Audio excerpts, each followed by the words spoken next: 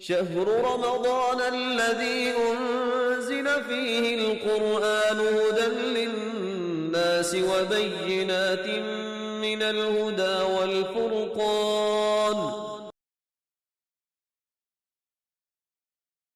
السلام علیکم ورحمۃ اللہ وبرکاتہ. نحمده ونصلی علی رسوله الکریم. اما بعد فاعوذ باللہ من الشیطان الرجیم. بسم اللہ الرحمن الرحیم. رب اشرح لی صدری ویسر لی امری واحلل عقدۃ من لسانی یفقہوا قولی. الحمد للہ الذی بنعمتہ تتم الصالحات وبتوفیقہ تتحقق المقاصد والغایات. احمدہ سبحانہ فی الاولی والآخرہ فلہ الحمد الموفور والیہ المرجع والنشور. تمام قسم کی حمد اللہ کے لیے ہے جس کی نعمت کے ساتھ نیک کام تکمیل پاتے ہیں، اس کی توفیق کے ساتھ اغراض و مقاصد پورے ہوتے ہیں اور وجود میں آتے ہیں. میں اللہ کی حمد کرتی ہوں، وہ پاک ہے، اس دنیا میں بھی اور آخرت میں بھی اسی کی حمد ہے، بہت زیادہ، اور اسی کی طرف لوٹنا ہے اور قبروں سے نکل کر اسی کے پاس جانا ہے. 30واں پارہ سورۃ النبأ. شروع کرتی ہوں اللہ کے نام سے جو بے انتہا مہربان نہایت رحم فرمانے والا ہے. عَمَّ يَتَسَاءَلُونَ عَنِ النَّبَإِ الْعَظِيمِ الَّذِي هُمْ فِيهِ مُخْتَلِفُونَ. یہ لوگ کس چیز کے بارے میں آپس میں سوال جواب کر رہے ہیں؟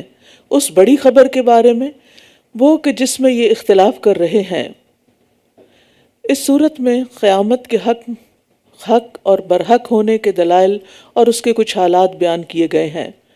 جب رسول اللہ صلی اللہ علیہ وسلم نے توحید اور رسالت پر ایمان لانے کی دعوت کے ساتھ ساتھ یہ بتایا کہ ایک دن تم مرنے کے بعد دوبارہ زندہ ہو کر اللہ سبحانہ وتعالیٰ کے سامنے پیش کیے جاؤ گے اور تمہیں تمہارے اعمال کا بدلہ ملے گا، نیک کاموں کی اچھی جزا اور برے کاموں کی سزا، تو لوگوں نے، سننے والوں نے آپس میں سوال جواب شروع کر دیے، چہ میں گوئیاں شروع کر دیں کہ کیا واقعی ایسا ممکن ہے؟ کیا واقعی قیامت آئے گی؟ کیا یہ پاسبل ہے؟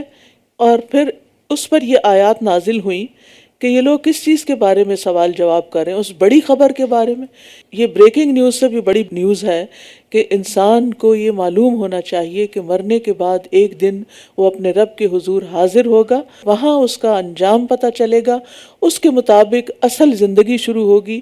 اس لیے بہت ضروری ہے کہ اس معاملے میں ہمارا یقین نہایت پختہ ہو. تو قیامت کے بارے میں ہر دور میں لوگوں کے مختلف نظریات رہے ہیں.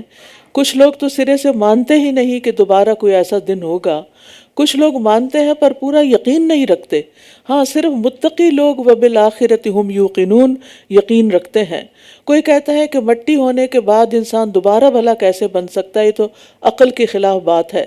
کچھ لوگ کہتے ہیں کہ جسم زندہ نہیں ہوں گے بلکہ سب خوشی اور غم روح پر ہی گزرے گا، یعنی آخرت میں جنت جہنم میں صرف روح ہی ہوگی، جسم نہیں ہوگا.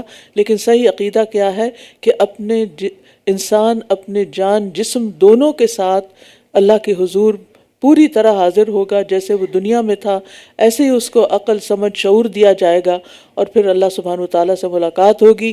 وہ حساب لے گا، وہ پوچھے گا کہ تم نے کون سے کام کیے اور کون سے نہیں کیے. کلا سیعلمون، ہرگز نہیں، جلد ہی یہ جان لیں گے. ثم کلا سیعلمون، پھر ہرگز نہیں، جلد ہی یہ جان لیں گے. یعنی موت کے ساتھ ہی یہ ساری حقیقتیں ان کو جلد معلوم ہو جائیں گی.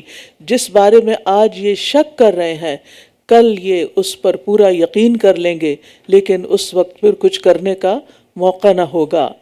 أَلَمْ نَجْعَلِ الْأَرْضَ مِهَادًا وَالْجِبَالَ أَوْتَادًا وَخَلَقْنَاكُمْ أَزْوَاجًا وَجَعَلْنَا نَوْمَكُمْ سُبَاتًا. کیا ہم نے زمین کو ایک بچھونا نہیں بنایا اور پہاڑوں کو میخیں نہیں بنایا، اور ہم نے تمہیں جوڑا جوڑا بنایا اور تمہاری نیند کو ہم نے آرام کا باعث بنایا. اللہ سبحانہ وتعالیٰ لوگوں کو قیامت کا یقین دلانے کے لیے، ان کی عقلوں کو جھنجھوڑنے کے لیے اپنی قدرت کے چند عجائب دکھا رہے ہیں کہ جس رب نے یہ سب کچھ بنایا اس کے لیے تمہیں دوبارہ زندہ کرنا آخر مشکل کیوں ہو. اور یہ سب نشانیاں تمہارے آس پاس موجود ہیں. یہ زمین نشانی ہے، یہ پہاڑ نشانی ہے، تمہارا مرد اور عورت کی شکل میں ہونا، ایک جوڑے کی شکل میں ہونا، اور تمہارا راتوں کو سو جانا اور پھر دوبارہ صبح اٹھ جانا، یہ بھی ایک نشانی ہے. تم ہر روز ایک موت یعنی ایک منی موت کے تجربے سے گزرتے ہو اور پھر دوبارہ زندہ ہو جاتے ہو صبح کے وقت. تو کیا آخرت میں مرنے کے بعد تم اٹھ نہ سکو گے؟ یعنی نیند تمہاری ہر روز مرنے جینے کا منظر پیش کرتی ہے. ایسے ہی ایک دن مرنے کے بعد تم قبروں سے اٹھا لیے جاؤ گے. اور رات کو ہم نے لباس بنایا اور دن کو ہم نے معاش کا وقت بنایا، اور ہم نے تمہارے اوپر 7 مضبوط آسمان بنائے. یعنی اللہ تعالیٰ کی نشانیوں میں سے ایک نشانی ہے کہ اللہ نے ہمارے سکون کا انتظام کیا اور اس کے لیے اندھیری رات بنائی. اور رات کو دیر سے سونا جو ہے یہ خلاف فطرت عمل ہے، کیونکہ اللہ نے رات کو سکون کے لیے بنایا، تو ہمیں رات ہی میں اصل سکون ملتا ہے اور سکون پانا چاہیے. اور عشاء کے بعد زیادہ دیر جاگنے کی ممانعت کی گئی ہے. رسول اللہ صلی اللہ علیہ وسلم عشاء کی نماز سے پہلے سوتے نہیں تھے اور عشاء کے بعد باتیں نہیں کرتے تھے، اور خاص طور پر عشاء کے بعد لغو و لہو گفتگو کرنا ناپسندیدہ ہے، کیونکہ عمر بن خطاب اس پر لوگوں کو مارا بھی کرتے تھے کہ تم رات کے اول حصے میں گپیں مارتے ہو اور آخری حصے میں سو جاتے ہو، جبکہ مومن کے لیے رات کا پہلا حصہ سونے کے لیے ہے اور آخری حصہ عبادت کے لیے ہے. وَبِالْأَسْحَارِ هُمْ يَسْتَغْفِرُونَ، اور سحری کے وقت وہ استغفار کرتے ہیں. اور ہم نے ایک خوب روشن چمکتا چراغ یعنی سورج بنایا، اور ہم نے بدلیوں سے خوب برسنے والا پانی برسایا تاکہ ہم اس کے ذریعے اناج اور نباتات اگائیں اور گھنے باغات بھی. یعنی جس طرح مٹی سے یہ گھنے باغات نکل رہے ہیں، اسی طرح زمین سے مرنے کے بعد انسان نکل آئیں گے. ان یوم الفصل کان میقاتا، بے شک فیصلے کا دن ایک وقت مقرر ہے. اس دن سور میں پھونک دیا جائے گا تو تم فوج در فوج چلے آؤ گے. یعنی اچھائی اور برائی کرنے والے کو اگر انجام نہ ملے تو سب کچھ بے نتیجہ ہے، اس لیے قیامت کا دن لازم ہے تاکہ تم نے جو کچھ کیا ہے اس میں تمہارے سامنے آ جائے، تمہارا انجام تمہارے سامنے آ جائے.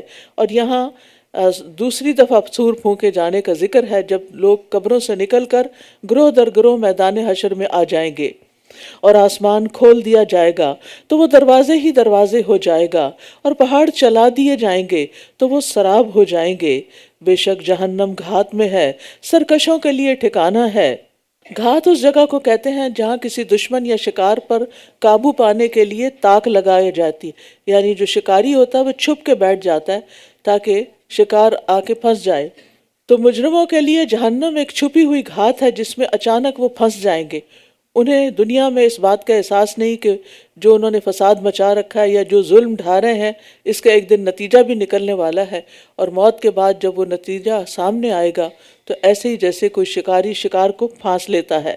اس میں وہ مدتوں پڑے رہیں گے، وہ اس میں نہ ٹھنڈک کا مزہ چکھیں گے اور نہ ہی کسی پینے کی چیز کا. یعنی جہنم ختم ہونے والی چیز نہیں، ہمیشہ ہمیشہ کے لیے وہ دہکتی رہے گی، بلکہ اس میں لوگ جو ہیں وہ ایک صدی ختم ہونے کے بعد ایک اور شروع ہو جائے گی، ایک اور شروع ہو جائے گی، کبھی نہ ختم ہونے والا عذاب ہوگا. سوائے کھولتے پانی اور بہتی پیپ کے پورا پورا بدلہ ملے گا. بے شک وہ کسی حساب کی امید نہ رکھتے تھے اور انہوں نے ہماری آیات کو پوری طرح جھٹلا دیا. اور ہم نے ہر چیز کو لکھ کر شمار کر رکھا ہے، ہمارے اعمال نامے میں ایک ایک چیز لکھی ہوئی ہے.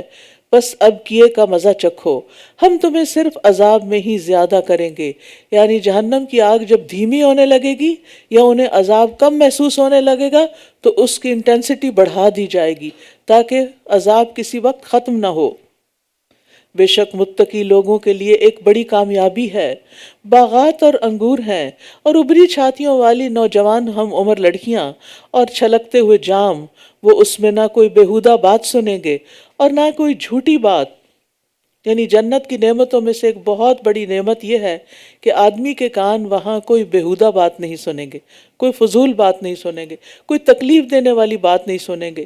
دنیا میں تو آپ دیکھیں کہ کوئی کسی کو جھوٹا کہہ رہا ہے، کوئی کسی کو کوئی الزام دے رہا ہے، گالی گلوچ کر رہے ہیں لوگ، دنگا فساد کر رہے ہیں، لیکن وہاں ایسی کوئی بھی چیز نہیں ہوگی.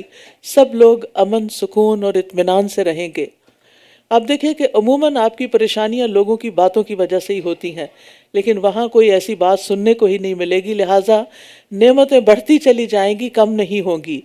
یہ آپ کے رب کی طرف سے ان کے نیک اعمال کا بدلہ ہوگا جو کافی انعام ہے، یعنی عظیم بدلہ، عطاءً حسابا۔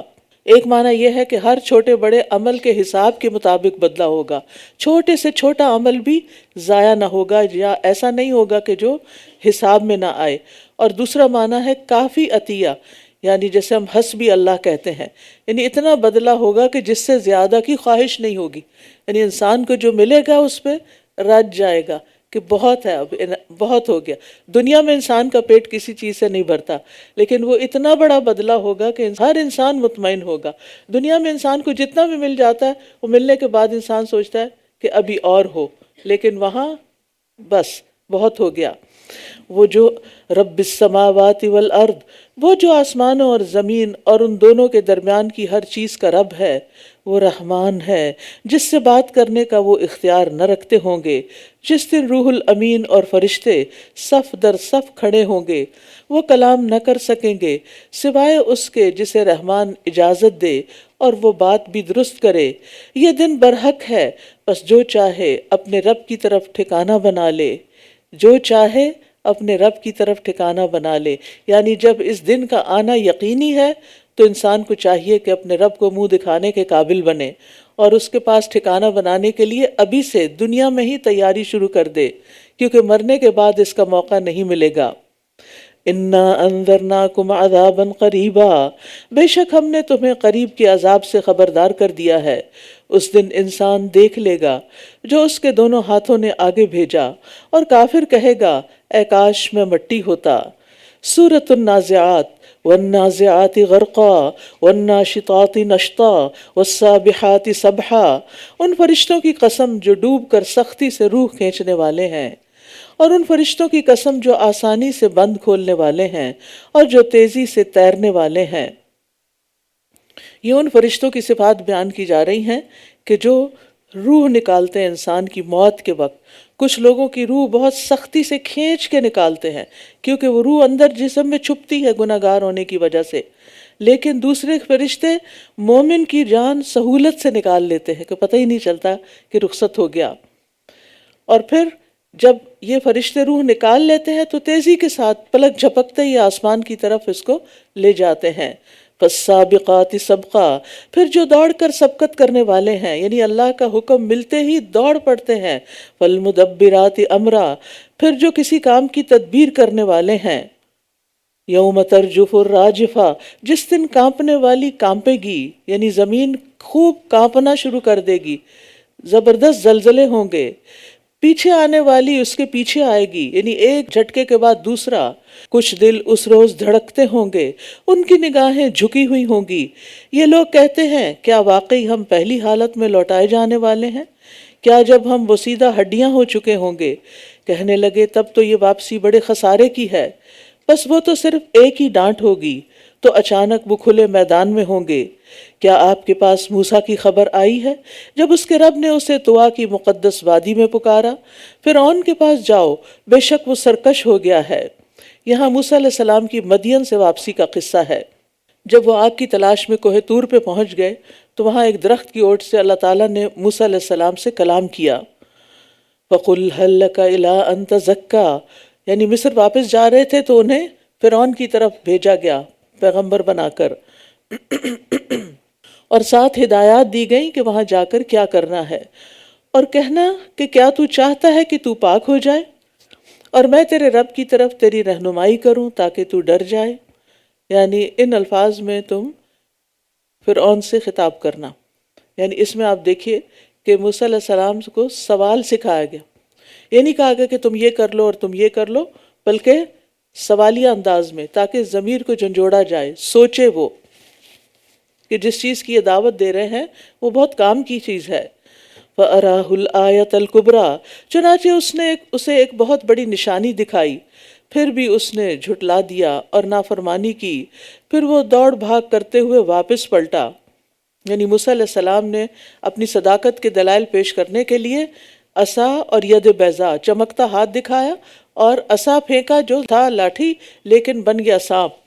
فحشر فنادا، فرعون نے سمجھا کہ شاید یہ جادو ہے یا جادو کے بل پہ یہ کر رہے ہیں، تو اس نے سارے جادوگروں کو اکٹھا کر لیا. پھر اس نے سب کو اکٹھا کیا، پھر پکارا تو بولا میں ہی تمہارا سب سے بڑا رب ہوں. تو اللہ نے اسے آخرت اور دنیا کے عذاب میں پکڑ لیا، اسے نشان عبرت بنا دیا، اور قیامت کا عذاب تو اس کے علاوہ ہے. ان فی ذلک لعبرۃ لمن یخشی، بے شک اس میں یقیناً عبرت ہے اس شخص کے لیے جو ڈرتا ہو. اَأَنتُمْ أَشَدُّ خَلْقًا أَمِ السَّمَاءُ بَنَاهَا، کیا تمہارا پیدا کرنا زیادہ مشکل ہے یا آسمان کا جسے اس نے بنایا؟ یعنی انسان کو پیدا کرنا بڑی بات نہیں کائنات پوری بنانے کے مقابلے میں، لہٰذا تمہیں دوبارہ پیدا کرنا اللہ کے لیے کچھ مشکل نہیں. رفع سمکہا فسواہا، اسی نے اس کی چھت کو بلند کیا پھر اسے درست کیا، اور اسی نے اس کی رات کو تاریک بنایا اور اس کی دھوپ کو نکالا، اور اس کے بعد اس نے زمین کو پھیلا دیا، اسی نے اس میں اس کا پانی اور چارہ نکالا، اور پہاڑوں کو اس نے مضبوط گاڑ دیا. یہ سب تمہارے اور تمہارے مویشیوں کے لیے فائدے کا سامان ہے. پھر جب وہ بہت بڑی آفت یعنی قیامت آ جائے گی، اس دن انسان یاد کرے گا جو اس نے کوشش کی ہوگی. یعنی دنیا میں ہم جس چیز کے لیے بھی بھاگ دوڑ کر رہے ہیں، یہ سب چیزیں ہماری آنکھوں کے سامنے آئیں گی کہ ہم نے آنا تو یہاں تھا اور ہم کام کس کے لیے کرتے رہے، صرف دنیا کے لیے. اور جہنم ہر اس شخص کے لیے ظاہر کر دی جائے گی جو دیکھتا ہو، کھلی آنکھوں سے جہنم کو دیکھے گا. تو رہا وہ جس نے سرکشی کی اور اس نے دنیا کی زندگی کو ترجیح دی، تو بے شک جہنم ہی اس کا ٹھکانہ ہے. اور رہا وہ جو اپنے رب کے سامنے کھڑا ہونے سے ڈرا اور اس نے نفس کو خواہشات سے روک لیا، یعنی رب سے ڈر کر اس نے گناہ چھوڑ دیے. یہ بہت بڑی کنڈیشن ہے جنت میں جانے کی، کہ رب کا ڈر ہو، اور رب کے ڈر سے انسان غلط چیزیں چھوڑے، نہ کہ انسانوں کے ڈر سے. ہم بعض اوقات لوگوں کے ڈر سے کچھ چیزیں چھوڑ دیتے ہیں، لیکن رب کا ڈر ہمیں نہیں چھڑاتا. یہاں پر انسان کو بتایا گیا ہے کہ کامیاب وہ ہے جس نے اپنی خواہش نفس کو کنٹرول کر لیا. وَنَهَى النَّفْسَ عَنِ الْهَوَىٰ، یعنی جب آپ کوئی درست کام کرنا چاہیں تو اپنی خواہش کو پہچان کر اس کی مخالفت کریں. فضیل کہتے ہیں تمام اعمال میں سب سے افضل عمل خواہش کی مخالفت کرنا ہے. یعنی جس اچھے کام کو، نیکی کے کام کو دل نہ چاہ رہا ہو کرنے کا، آپ اپنے نفس کے خلاف جا کر نفس کو کنٹرول کر کے وہ کام کریں، اپنے آپ سے منوائیں. اور ہوگا یہ کہ پہلے کچھ دن آپ کو مشکل لگے گا، پھر آپ اس کے عادی ہو جائیں گے. تو ایسے لوگوں کا پھر انجام کیا ہوگا؟ فَإِنَّ الْجَنَّةَ هِيَ الْمَأْوَىٰ، تو یقیناً جنت ہی اس کا ٹھکانہ ہے. یہ لوگ آپ سے قیامت کے بارے میں سوال کرتے ہیں کہ کب اس کا ٹھہرنا ہے، اس کے ذکر سے آپ کس خیال میں ہیں؟ آپ کے رب کے پاس اس کے علم کی انتہا ہے، بے شک آپ تو صرف اسے خبردار کرنے والے ہیں جو اس سے ڈرتا ہے. گویا کہ جس دن وہ اسے دیکھیں گے تو کہیں گے وہ دنیا میں صرف دن کا پچھلا پہر یا پہلا پہر ہی ٹھہرے تھے. دنیا کی یہ لمبی لمبی زندگی 80 سال 90 سال، یہ دن کا ایک اگلا حصہ یا پچھلا حصہ صبح یا شام لگے گا، ایک پورا دن بھی محسوس نہیں ہوگا، کیونکہ آخرت کا تو صرف قیامت کا دن ہی 50,000 سال کے برابر ہے. اگر اس کی نسبت سے بھی دیکھیں تو یہ دن کا ایک حصہ بھی نہیں بنتا جتنی زندگی ہماری دنیا کی ہے. تو یہ سوچنے کی بات ہے کہ ہم اس دنیا کی زندگی جس کے بارے میں ہمیں یقین بھی نہیں کہ ہم کتنے دن رہیں گے، بہت ہی بے یقینی کی حالت میں ہم سب رہ رہے ہیں. کسی دن بھی واپسی کا بلاوا آ جائے گا، اور اس کے مقابلے میں آخرت جو کبھی ختم ہی نہیں ہونی. تو ہم سب سوچیں، اپنے آپ سے پوچھیں کہ ہمارے پاس وہ کیا چیز ہے کہ جو ہمیں روزانہ اس یہ سبق یاد کرائے. اور یہ وہ قرآن ہے، لیکن قرآن سے تو ہمارا ایسا تعلق ہی نہیں ہوتا کہ ہم نے یہاں کم رہنا ہے اور آگے جا کے رہنا ہے، آگے کی تیاری کرو. جس شخص کو سفر درپیش ہو اور پھر وہ اس کی تیاری نہ کرے تو وہ منزل پہ نہیں پہنچ سکتا، وہ منزل نہیں پا سکتا. ہم سب کو آخرت کا سفر درپیش ہے.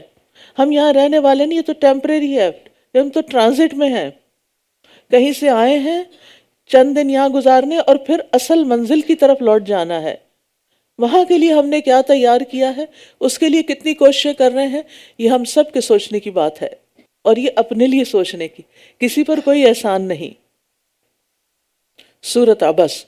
بسم اللہ الرحمن الرحیم۔ عبس وتولی ان جاءہ الاعمی وما یدریک لعلہ یزکی۔ اس نے تیوری چڑھائی اور منہ پھیر لیا اس لیے کہ اس کے پاس ایک نابینا آیا، اور کیا خبر آپ کو، شاید کہ وہ پاکیزگی حاصل کر لیتا۔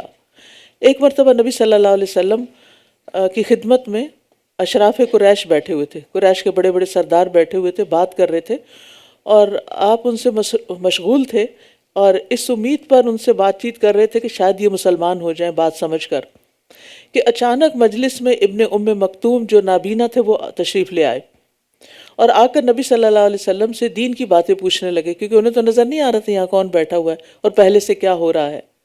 تو نبی صلی اللہ علیہ وسلم نے اس پر کچھ ناگواری سی محسوس کی اور کچھ تھوڑی سی توجہ نہ دی، تو اللہ سبحانہ وتعالیٰ کی طرف سے یہ آیات نازل ہو گئیں، او یذکر فتنفعہ الذکریٰ، یا وہ نصیحت حاصل کرتا تو نصیحت اسے فائدہ دیتی، رہا وہ جس نے بے پرواہی برتی تو آپ اس کی طرف پوری توجہ کرتے ہیں، یعنی جو سننا نہیں چاہتے آپ ان کو سناتے ہیں، اور جو سننا چاہتا ہے آپ اس کو اگنور کر رہے ہیں۔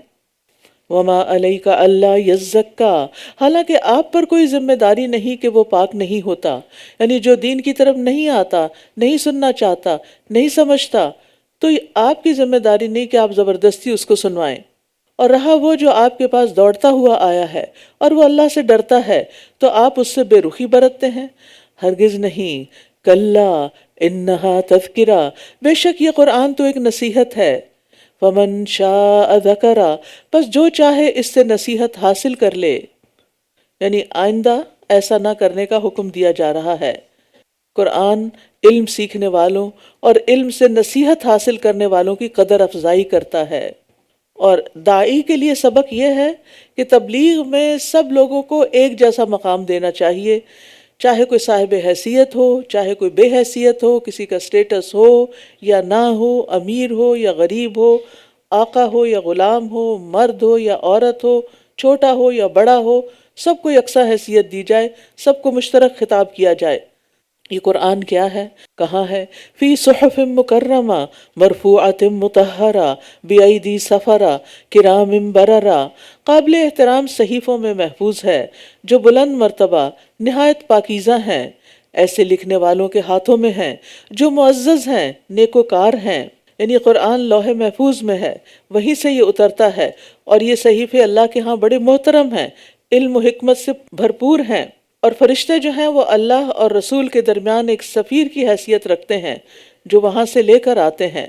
اور یہاں حامل قرآن کی کچھ صفات بیان ہوئی کہ ان کی جسمانی ساخت بھی بہت عالی شان ہے، جو فرشتے لے کر آئے ہیں، بہت اچھی اور بلند مرتبہ اور منزلت والی شخصیت ہے ان کی اخلاق اور اعمال نیک اور پاک اور کامل ہیں، تو اس سے پتہ چلتا ہے کہ حامل قرآن کو بھی ایسے اخلاق اپنانے چاہیے، اور قرآن کا ماہر معزز ایسے معزز فرشتوں کے ساتھ ہوگا۔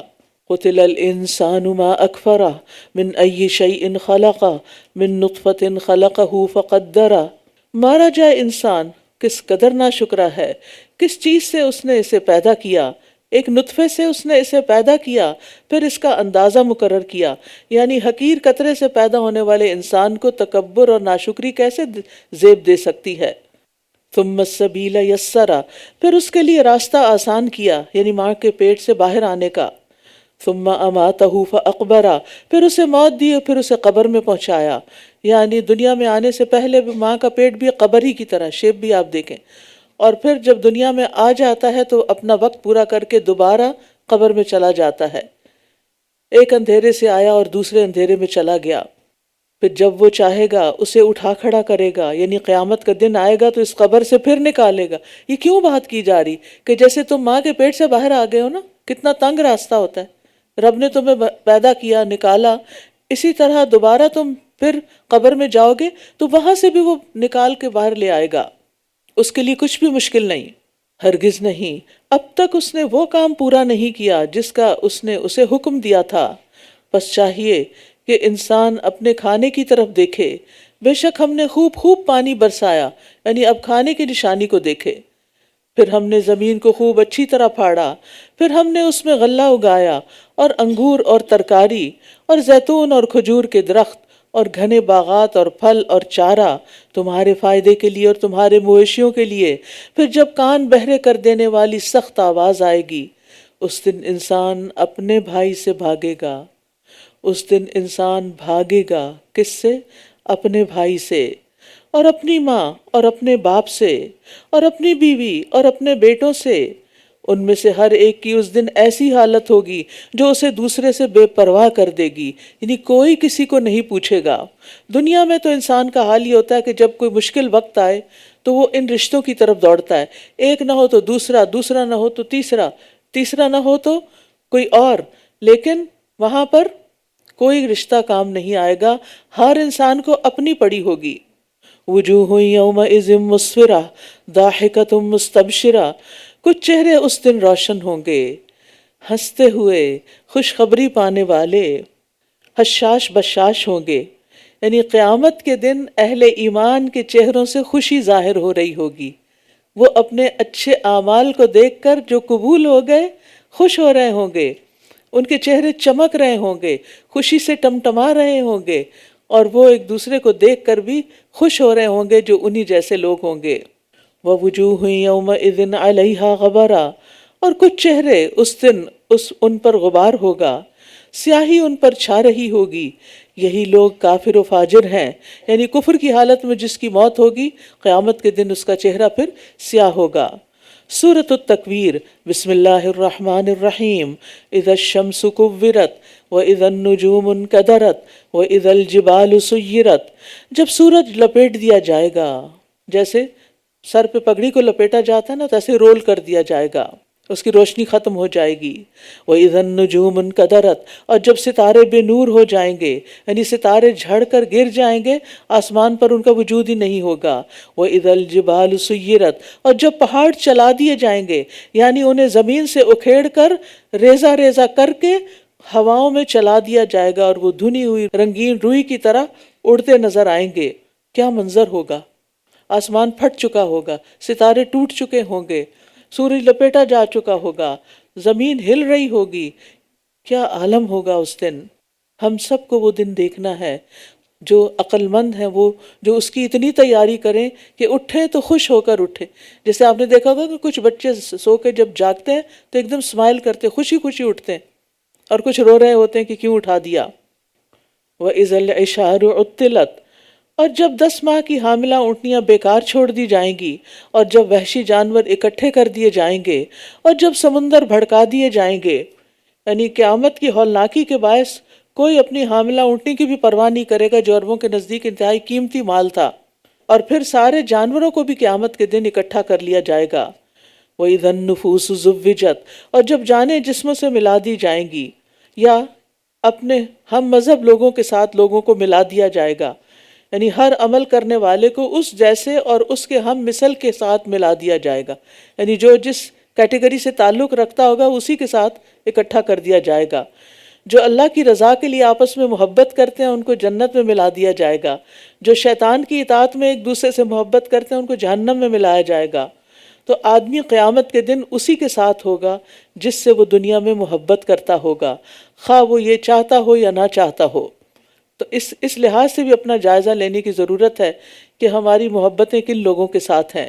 وَإِذَا الْمَوْءُودَةُ سُئِلَتْ بِأَيِّ ذَنبٍ قُتِلَتْ، اور جب زندہ گاڑی ہوئی لڑکی سے پوچھا جائے گا وہ کس گناہ کی وجہ سے ماری گئی، اور جب اعمال نامے پھیلا دیے جائیں گے، موت کے وقت ہمارے اعمال نامے صحیفے لپیٹ دیے جائیں گے، لیکن قیامت کے دن دوبارہ کھول کے پکڑا دیے جائیں گے، اور جب آسمان کی کھال اتار دی جائے گی، اور جب جہنم بھڑکا دی جائے گی، یعنی جس طرح چھت ادھیڑی جاتی ہے ایسے ہی آسمان کی چھت ادھیڑ دی جائے گی، آسمان نظر نہیں آئے گا، اور جب جنت قریب لے آئی جائے گی، اور ہر شخص جان لے گا جو وہ لے کر آیا ہوگا، جو پونجی اس کے پاس ہوگی اس کو نظر آ جائے، سب مل جائے گا ہاتھ میں واپس، اور صرف وہ اعمال قابل قبول ہوں گے جو اللہ کی رضا کے لیے کیے گئے، خالص اس کے لیے اور اس کی سنت کے مطابق، باقی سب گر جائیں گے۔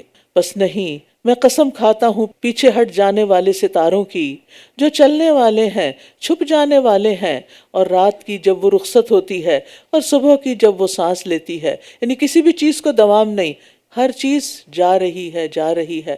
پلٹتے ستارے ہر روز کیا پیغام دے رہے ہیں، ڈوبتا سورج ہر روز کیا پیغام دیتا ہے، پلٹتا چاند کیا پیغام دیتا ہے کہ یہ زندگی بھی عارضی ہے اور ایک دن سب کو واپس جانا ہے. اور اس کے ساتھ ساتھ یہ کہ انہ لقول رسول کریم، یقیناً یہ ایک معزز پیغمبر کا قول ہے. یعنی جس رب نے یہ ساری تخلیق کی اسی نے جبریل علیہ السلام کو بھیجا اور قرآن دیا نبی صلی اللہ علیہ وسلم کو، جو قوت والا ہے، عرش والے کے نزدیک بلند مرتبہ ہے. مطاع ثم امین، وہاں وہ اطاعت کیا جاتا ہے، امانت دار ہے، اور تمہارا ساتھی کوئی مجنون نہیں ہے. یعنی نبی صلی اللہ علیہ وسلم کے اندر کسی قسم کا جنون نہیں. اور یقیناً اس نے اس جبریل کو آسمان کے کھلے کنارے پر دیکھا ہے. یہ اہل مکہ سے خطاب ہے کہ تمہارے ساتھی یعنی محمد صلی اللہ علیہ وسلم کو تم جو دیوانہ کہتے ہو وہ دیوانہ نہیں. قرآن پڑھ کر تو دیکھو کہ کیا دیوانے ایسی باتیں کرتے ہیں کہ جس میں ایسی حقیقتیں بیان کی گئی ہوں اور گزشتہ اقوام کے صحیح صحیح حالات بتائے گئے ہوں. اور یہاں نبی صلی اللہ علیہ وسلم کے جبریل علیہ السلام کے ذریعے قرآن ملنے اور پھر ان کو دیکھنے کے بارے میں بات ہوئی کہ آپ صلی اللہ علیہ وسلم نے ان کو دیکھا بھی تھا. اور یہی فرق ہے ہم میں اور پیغمبر میں کہ ہم فرشتوں کو نہیں دیکھ سکتے لیکن ان کو اللہ تعالیٰ دکھاتا ہے. انسانوں کو تو فرشتے نظر آئیں گے موت کے وقت ہی، اچانک نظر آ جائیں گے. نیک عمل ہوئے تو ایسے فرشتے آئیں گے جو سلام کریں گے، خوشخبری دیں گے، اور اگر اعمال بد ہوئے تو پھر ایسے فرشتے آئیں گے جو آ کے مار پٹائی شروع کر دیں گے کہ نکالو اپنی جان. وما ہوا علی الغیب بضنین، اور وہ غیب کے علم پر ہرگز بخیل نہیں. یعنی پیغمبر علیہ السلام کو جو ملتا ہے وہ سب دیے جا رہے ہیں اور یہ کسی شیطان مردود کا قول نہیں. پھر تم کدھر جا رہے ہو؟ یعنی قرآن کی طرف توجہ کیوں نہیں کرتے؟ یہ تو تمام جہان والوں کے لیے ایک نصیحت ہے، یہ صرف مومنوں کے لیے نہیں، سب کے لیے نصیحت ہے. اس کے لیے جو تم میں سے سیدھا چلنا چاہتا ہو، صراط مستقیم پر چلنا چاہتا ہو، اس کو چاہیے کہ وہ قرآن کو تھام لے. اور تم نہیں چاہو گے مگر یہ کہ اللہ ہی چاہے جو تمام جہانوں کا رب ہے. یعنی تمہاری چاہت اللہ کی توفیق پر منحصر ہے. جب تک تمہاری چاہت کے ساتھ اللہ کی مشیت اور اس کی توفیق شامل نہیں ہوگی اس وقت تک تم سیدھا رستہ اختیار نہیں کر سکتے. سورۃ الانفطار، بسم اللہ الرحمن الرحیم.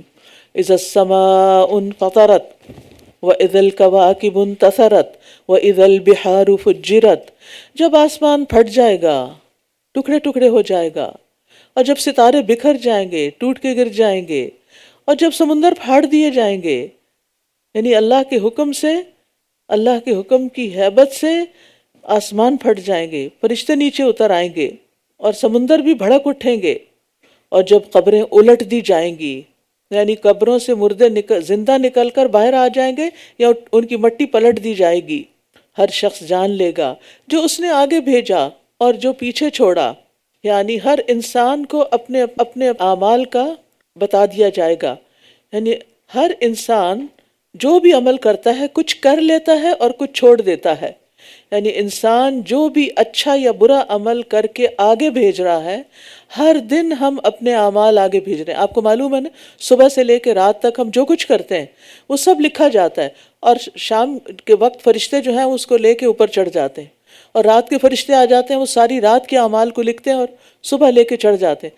یہ سارے اعمال ہمارے آگے جا رہے ہیں، ہمارے پاس کچھ بھی نہیں ہے، جو کیا وہ چلا گیا. ما قدمت، اور جن کاموں کو کرنا چاہیے تھا اور نہیں کیا وہ پیچھے رہ گئے. یعنی نماز نہیں پڑھی، پڑھنی چاہیے تھی نہیں پڑھی، یا کوئی اور فرض اس کو ادا کرنا تھا، کوئی وعدہ پورا کرنا تھا نہیں کیا، تو اس لحاظ سے وہ یعنی ما قدمت و اخرت وہ سب اس کو نظر آ جائیں گے نامہ اعمال میں. پھر اسی طرح وہ کام جن کو پرائرٹی پر رکھا اور وہ کام جن کو پیچھے چھوڑ دیا، پیٹھ پیچھے پھینک دیا، بھلا دیا، اگنور کر دیا، وہ سب بھی پورا اعمال نامہ ترتیب وار، تاریخ وار انسان کے سامنے آ جائے گا.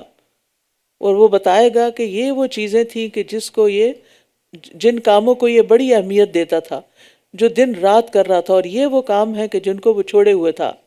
اور پھر ایک اور معنی یہ بھی ہے کہ اچھے برے جو اعمال اس نے اپنی زندگی میں کیے وہ بھی لکھے جا رہے ہیں، اور وہ اعمال بھی لکھے جائیں گے جن کے اثرات وہ اپنے پیچھے چھوڑ کر آئے.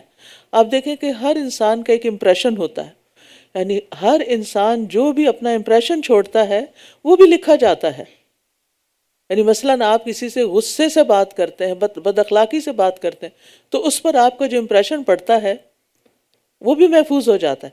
یعنی آپ کے اعمال صرف وہ نہیں جو آپ خود کر رہے ہیں، آپ کے اعمال وہ بھی ہیں جن کے اثرات دوسروں پہ پڑ رہے ہیں، اور اس سے ان کی زندگیاں، مثلاً ماں اور باپ جب آپس میں لڑائیاں کرتے ہیں اور اس کے اثرات جو بچوں پر ہوتے ہیں اور جو ان کی زندگی جہنم بنتی، وہ بھی لکھے جا رہے ہیں، وہ بھی ساتھ جمع ہوتے ہیں اور وہ بھی اعمال نامے کا حصہ بنیں گے.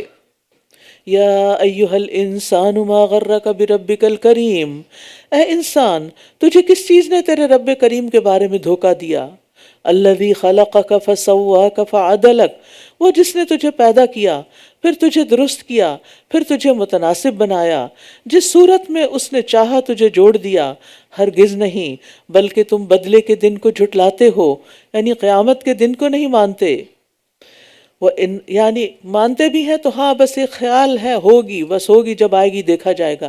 یہ نہیں مانتے کہ وہ واقعی یقینی حق ہے اور اس کی تیاری بھی کرنی چاہیے. کسی بھی بات کو ماننے کا مطلب یہ ہوتا ہے کہ انسان پھر اس کے مطابق اپنا طرز عمل درست کرے. وَإِنَّ عَلَيْكُمْ لَحَافِظِينَ كِرَامًا كَاتِبِينَ، اور یقیناً تم پہ نگران مقرر ہیں جو معزز ہیں، لکھنے والے ہیں. یعنی ہر انسان کے ساتھ یہ فرشتے لگے ہوئے ہیں جو اس کے ہر عمل کو، یعنی حتیٰ کہ آپ اپنے ٹیکسٹ میسج میں ایک ڈاٹ بھی ٹائپ کرتے ہیں تو وہ بھی وہ لکھ لیتے ہیں. چھوٹی سے چھوٹی چیز اور بڑی سے بڑی چیز لکھتے چلے جا رہے ہیں. اور اس میں ابو ہریرہ کہتے ہیں کہ رسول اللہ صلی اللہ علیہ وسلم نے فرمایا، فرشتے عرض کرتے ہیں اے رب، تیرا فلاں بندہ گناہ کرنے کا ارادہ کر رہا ہے. اللہ تعالیٰ باوجود اس کے کہ خوب دیکھ رہا ہوتا ہے، فرشتے سے فرماتا ہے اس کی نگرانی کرتے رہو. اگر یہ گناہ کر بیٹھے تو صرف اتنا ہی لکھنا جتنا اس نے کیا، اور اگر گناہ چھوڑ دے، ارادہ کیا لیکن چھوڑ دیا، نہیں کیا، تو اس کے لیے نیکی لکھ دینا، کیونکہ اس نے گناہ میری وجہ سے چھوڑا. اگر اللہ کی خاطر چھوڑا تو پھر لکھا جاتا ہے، یعنی پھر گناہ نہیں لکھا جاتا، نیکی لکھی جاتی. لیکن اگر لوگوں کے ڈر سے چھوڑا تو پھر وہ نیکی نہیں لکھی جاتی. یعلمون ما تفعلون، وہ جانتے ہیں جو کچھ تم کرتے ہو. ان الابرار لفی نعیم، یقیناً نیک لوگ راحتوں میں ہوں گے. وان الفجار لفی جحیم، اور بے شک بدکار لوگ یقیناً جہنم میں ہوں گے. یصلونہا یوم الدین، وہ بدلے کے دن اس میں جلیں گے. وما ہم عنہا بغائبین، اور وہ کبھی اس سے غائب ہونے والے نہ ہوں گے. وما ادراک ما یوم الدین، اور کیا چیز خبر دے آپ کو کہ بدلے کا دن کیا ہے. ثم ما ادراک ما یوم الدین، پھر کیا چیز خبر دے آپ کو کہ بدلے کا دن کیا ہے. یہ بار بار سوال اس لیے کیا جا رہا ہے کہ انسان اس کے بارے میں سنجیدگی سے سوچے کہ کیا ہے وہ دن، بدلے کا دن، بدلے ملیں گے. جی ہاں، یوم لا تملک نفس لنفس شیئا والامر یومئذ للہ، اس دن کوئی شخص کسی شخص کے لیے کسی چیز کا مالک نہ ہوگا اور حکم اس دن صرف اللہ ہی کا ہوگا. دنیا میں اللہ تعالیٰ نے پھر بھی انسان کو کچھ اختیارات دیے ہیں، لیکن قیامت کے دن سارے کے سارے اختیارات اللہ سبحانہ وتعالیٰ کے پاس ہوں گے اور فیصلہ صرف اس کی مرضی کے مطابق ہوگا. سفارش کرنے والوں کو سفارش کا حق اس وقت دیا جائے گا جب اللہ کا اذن ہوگا، اور ان کی سفارش بھی اللہ تعالیٰ اس وقت قبول کرے گا جب وہ چاہے گا.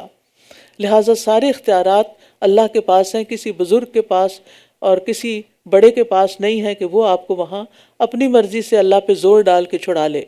سورۃ المطففین، ویل للمطففین الذین اذا اکتالوا علی الناس یستوفون، بڑی ہلاکت ہے ناپ تول میں کمی کرنے والوں کے لیے، وہ لوگ کہ جب لوگوں سے ناپ کر لیتے ہیں تو پورا پورا لیتے ہیں.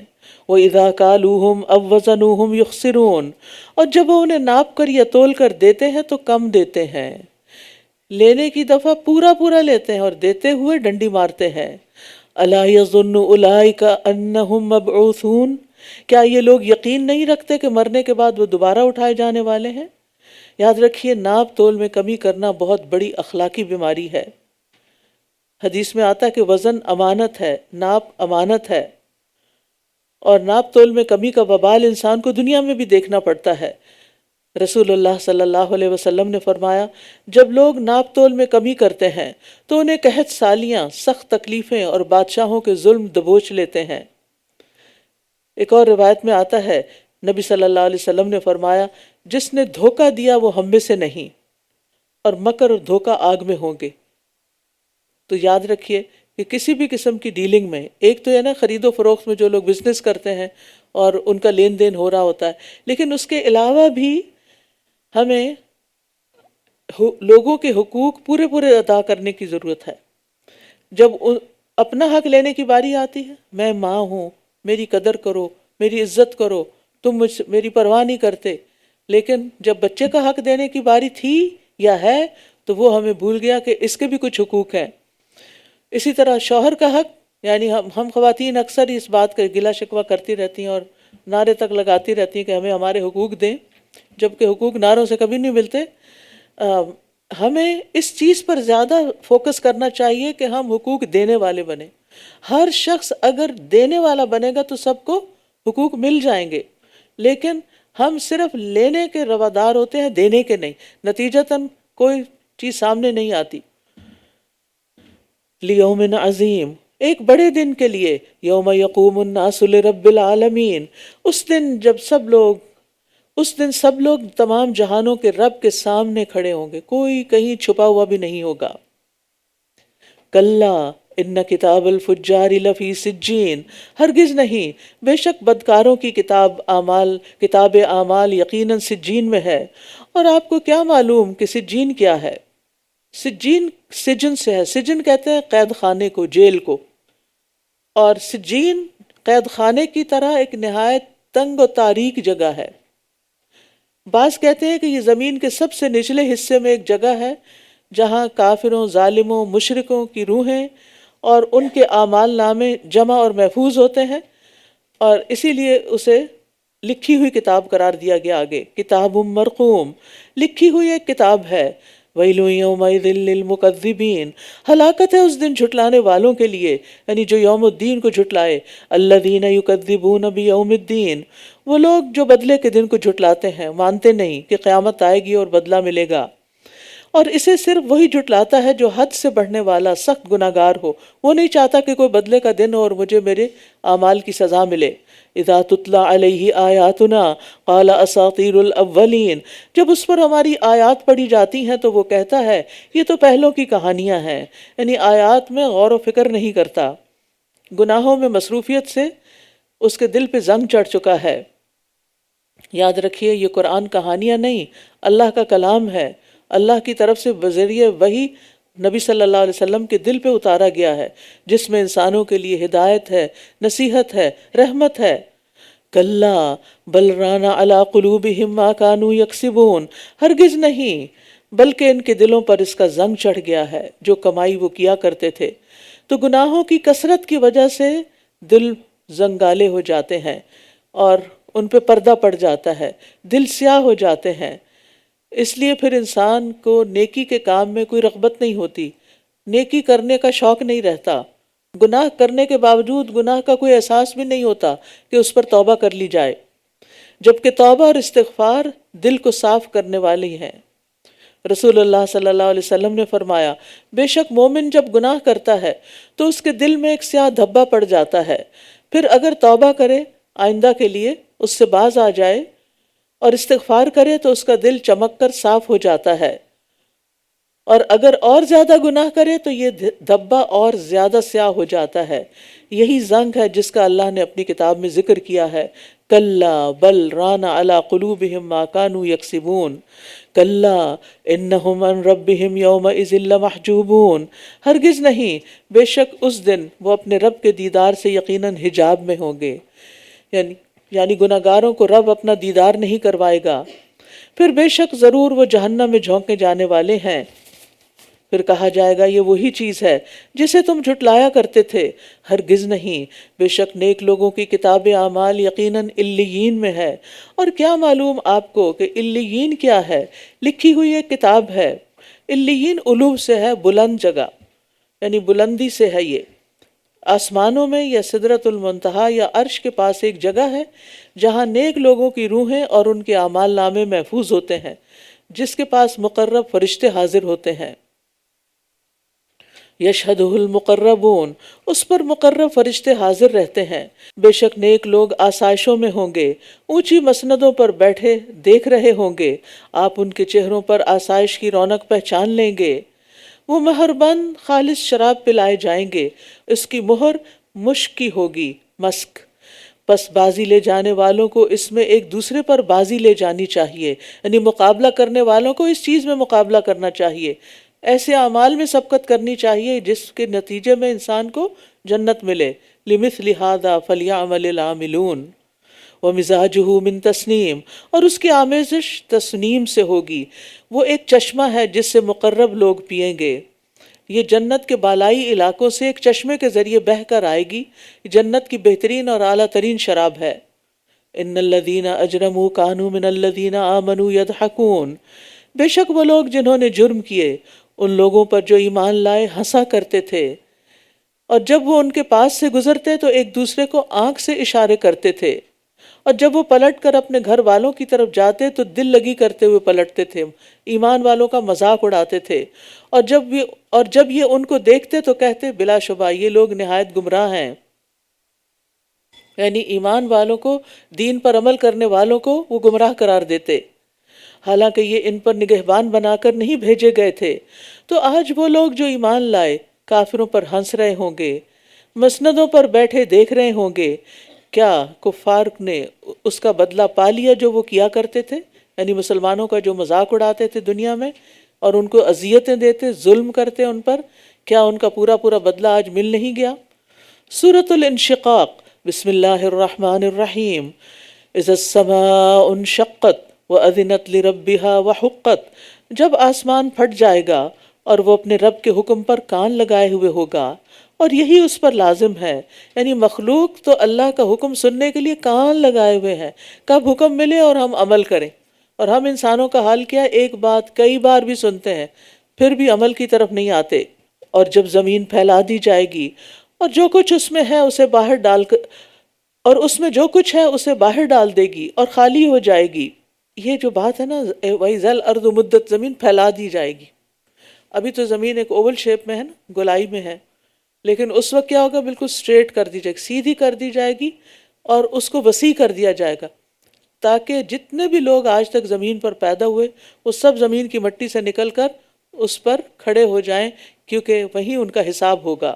زمین پر جو پہاڑ ہیں ان کو ریزہ ریزہ کر دیا جائے گا، درخت سب کچھ ختم، اور زمین ایک سفید چپاتی کی طرح روشن ہو کر اتنی بس پھیل جائے گی کہ جس پر سب انسان بیک وقت کھڑے ہوں۔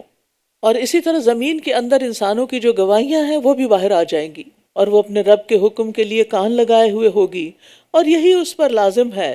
اے انسان، بے شک تو سخت مشقت کرتے ہوئے اپنے رب کی طرف جا رہا ہے، پھر تو اس سے ملاقات کرنے والا ہے۔ تو رہا وہ شخص جسے اپنی کتاب اعمال اس کے دائیں ہاتھ میں دی گئی، تو ان قریب اس سے نہایت آسان حساب لیا جائے گا۔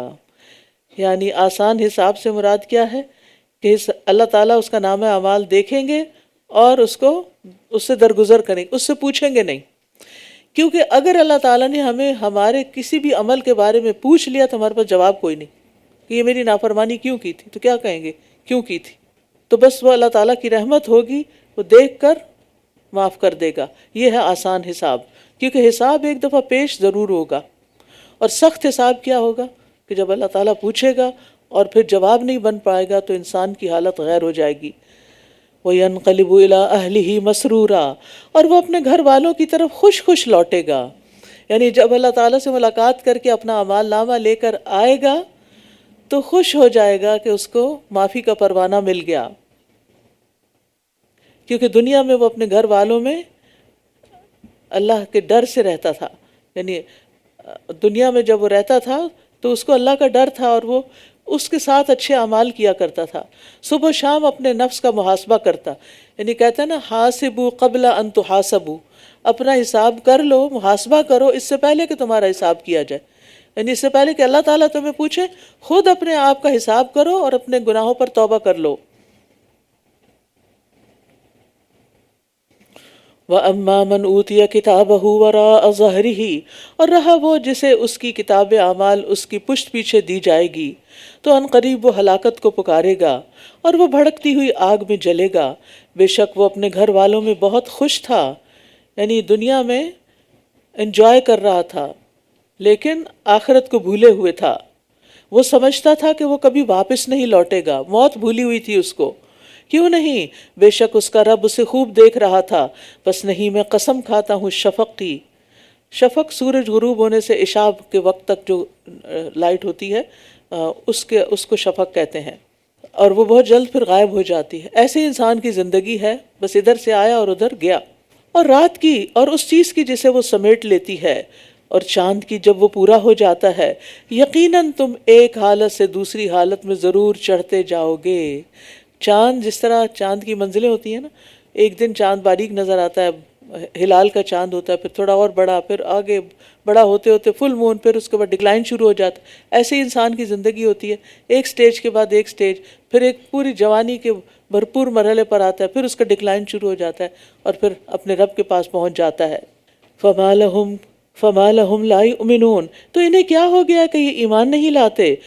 وَإِذَا قُرِئَ عَلَيْهِمُ الْقُرْآنُ لَا يَسْجُدُونَ، اور جب قرآن ان پر پڑھا جاتا ہے تو یہ سجدہ نہیں کرتے۔ وَلِلَّذِينَ كَفَرُوا يُكَذِّبُونَ، بلکہ جن لوگوں نے کفر کیا وہ جھٹلاتے ہیں، اور اللہ خوب جانتا ہے جو کچھ وہ سمیٹ رہے ہیں، یعنی اس دنیا سے۔ بس انہیں ایک دردناک عذاب کی خوشخبری دے دیجئے، سوائے ان لوگوں کے جو ایمان لائے اور انہوں نے نیک عمل کیے، ان کے لیے کبھی نہ ختم ہونے والا اجر ہے۔ یہ ہے ایمان کی جزا، اور یہ ہے نیک اعمال کا بدلہ۔ آمنوا وعملوا الصالحات لہم اجر غیر ممنون، کبھی نہ ختم ہونے والا اجر۔ سورۃ البروج، بسم اللہ الرحمن الرحیم، والسماء ذات البروج، قسم ہے برجوں والے آسمان کی، اور قسم ہے وعدہ دیے گئے دن کی، اور قسم ہے حاضر ہونے والے کی، اور جس کے پاس حاضر ہوا جائے۔ خندقوں والے ہلاک کر دیے گئے۔ وہ ایندھن والی ایک آگ تھی جب وہ لوگ اس کے پاس بیٹھے ہوئے تھے، یعنی ایک کافر بادشاہ نے ایمان والوں کے لیے بہت بڑی خندق کھدوائی اور اسے آگ سے بھر دیا اور ان سب کو اس میں پھینکا، اور پھر وہ اور اس کے حواری جو تھے وہ نظارہ کر رہے تھے اور انجوائے کر رہے تھے کہ دیکھ لیا ان ایمان والوں نے اپنے ایمان کا مزہ، اور جو کچھ وہ مومنوں کے ساتھ کر رہے تھے اس پر گواہ تھے، اسے دیکھ رہے تھے، اور انہوں نے ان سے محض اس بات پہ انتقام لیا کہ وہ اس اللہ پر ایمان لائے تھے جو بہت زبردست خوب تعریف والا ہے، یعنی ان کا اس کے سوا کوئی قصور نہیں تھا، وہ ٹیررسٹ نہیں تھے، انہوں نے کوئی غلط کام نہیں کیا تھا، لیکن لا الہ الا اللہ پڑھنے والے تھے، انہیں کلمہ پڑھنے کی سزا دی گئی۔ وہ کہ جس کے لیے آسمانوں اور زمین کی بادشاہت ہے، اور اللہ ہر چیز پر گواہ ہے۔ بے شک جن لوگوں نے مومن مردوں اور مومن عورتوں کو آزمائش میں ڈالا، پھر انہوں نے توبہ بھی نہ کی، تو ان کے لیے جہنم کا عذاب ہے، اور ان کے لیے جلنے کا عذاب ہے۔ یعنی جو لوگ مومنوں کو تکلیف دیتے ہیں ان کے لیے پھر وہاں اسی طرح کی تکلیفیں رکھی گئی ہیں۔ اس بارے میں ایک حدیث بھی آتی ہے کہ جہنم میں کنویں ہیں، اور ہر کنویں میں سمندر کے ساحل کی طرح ساحل ہے، بہت بڑے بڑے کنویں، جس میں کیڑے مکوڑے اور سانپ ہیں جو بختی اونٹوں کی طرح ہیں، اس میں سیاہ خچروں کی طرح کے بچھو ہیں۔ بس جب جہنم والے آگ میں تخفیف کا سوال کریں گے تو کہا جائے گا ساحل کی طرف چلے جاؤ، یہاں جہنم سے نکل کے کنارے پہ جاؤ، تو انہیں یہ کیڑے مکوڑے ان کے ہونٹوں، ان کے پہلوؤں سے پکڑ لیں گے، اور اس میں سے ان جگہوں پر جن پر اللہ چاہے گا کہ کاٹیں، تو وہ ان سب کی کھال اتار دیں گے، تو اس اتری کھال کے ساتھ جہنمی واپس آئیں گے اور تیزی سے بڑی آگ کی طرف لپکیں گے۔ یہاں ان پر خارش مسلط کر دی جائے گی، یہاں تک کہ ان میں سے کوئی اپنی جلد کو کھجائے گا تو ہڈی نمودار ہو جائے گی۔ اس سے کہا جائے گا اے فلاں، کیا تمہیں اس سے تکلیف ہو رہی ہے؟ وہ کہے گا ہاں، تو اس کو کہا جائے گا یہ اس وجہ سے ہے کہ تو مومنوں کو تکلیف پہنچاتا تھا، ایمان والوں کو تکلیف دیتا تھا۔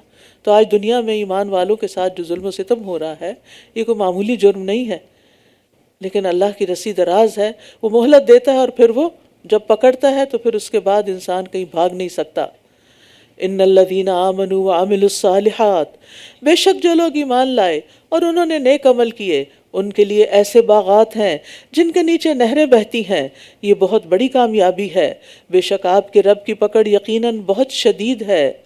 بے شک وہی پہلی بار پیدا کرتا ہے اور وہی دوبارہ پیدا کرے گا، اور وہ بہت بخشنے والا بہت محبت کرنے والا ہے، عرش والا بڑی شان والا ہے، وہ جو چاہتا ہے کر گزرنے والا ہے۔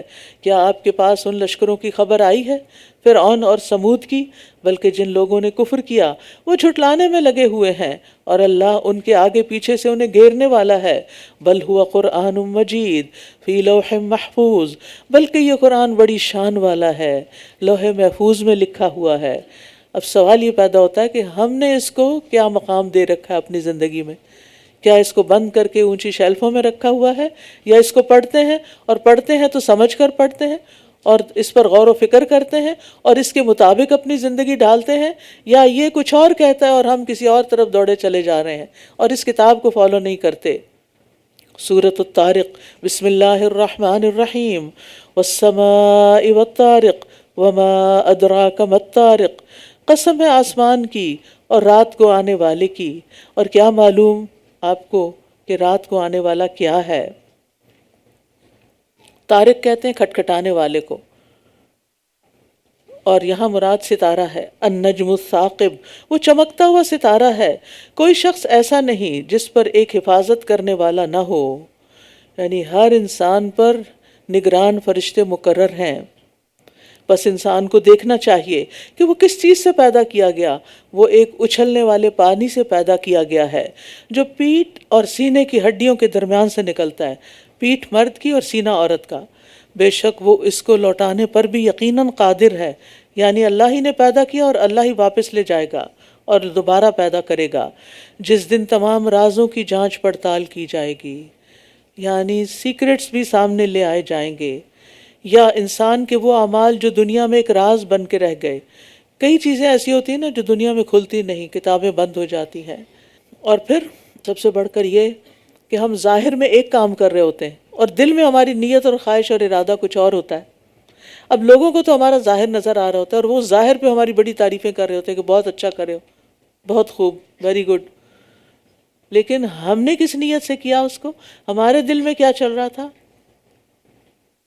وہ دنیا میں نہیں پتہ چلتا، لیکن قیامت کے دن وہ سینوں کے راز بھی سامنے آ جائیں گے۔ یوم تبلی السرائر، سب کھل جائے گا، کس غرض سے کیا، کس نیت سے کیا، کس مقصد سے کیا۔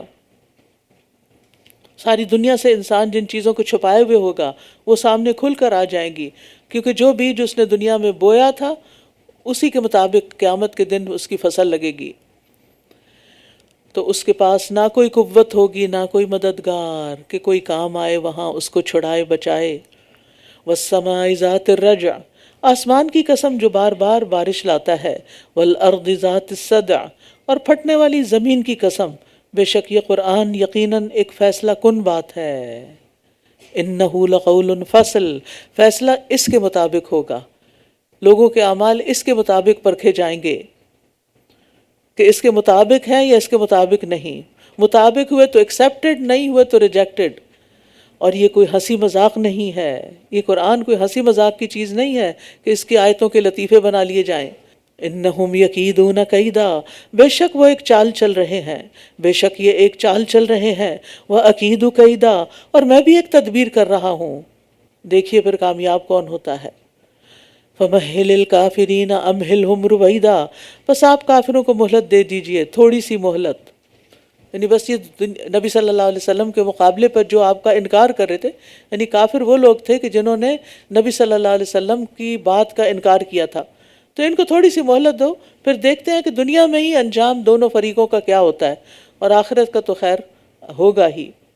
سورۃ الاعلیٰ، رسول اللہ صلی اللہ علیہ وسلم عیدین اور جمعہ میں سبح اسم ربک الاعلیٰ اور ہل اتاک حدیث الغاشیہ پڑھتے، اور عید اور جمعہ ایک ہی دن اکٹھے ہو جاتے تو بھی آپ یہی دونوں صورتیں ان دونوں نمازوں میں پڑھتے، یعنی اتنی امپورٹنٹ صورتیں ہیں یہ۔